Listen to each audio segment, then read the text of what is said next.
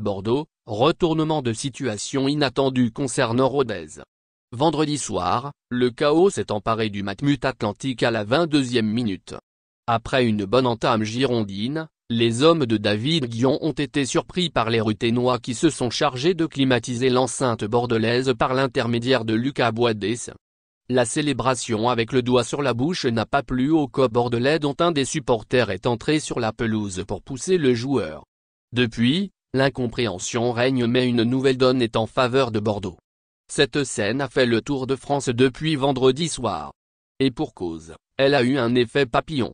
Cette poussette a annihilé tout intérêt du multiplex, a pris en otage le club bordelais qui pourrait faire une croix définitive sur une remontée sportive en Ligue 1, fait craindre le pire à des clubs jouant le maintien et encore dans le flou concernant leur futur ou encore un état de santé inquiétant concernant le milieu ruthénois.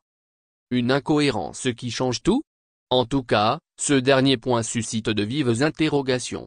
Un flou a longtemps entouré l'arrêt de la rencontre et, surtout, sa non-reprise par Nicolas Rainville du fait de la mise en péril de l'intégrité physique et de la santé du joueur de Rodez. Pour autant, un grand nombre d'observateurs ont suspecté les Ruthénois d'exagérer le trait pour s'assurer un maintien loin d'être acquis. C'est le cas d'Annecy puisque le club a clamé haut et fort que cette tricherie n'était rien d'autre qu'une opportunité d'assurer son maintien via le juridique plutôt que le sportif.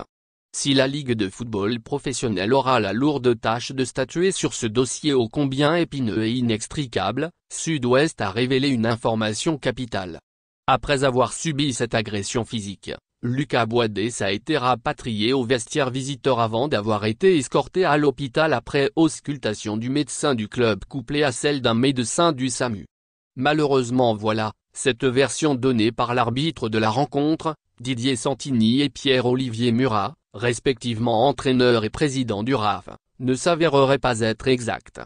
Au contraire, jamais Lucas Boadès n'aurait quitté ses coéquipiers et ne serait rendu dans un quelconque établissement de santé quel qu'il soit.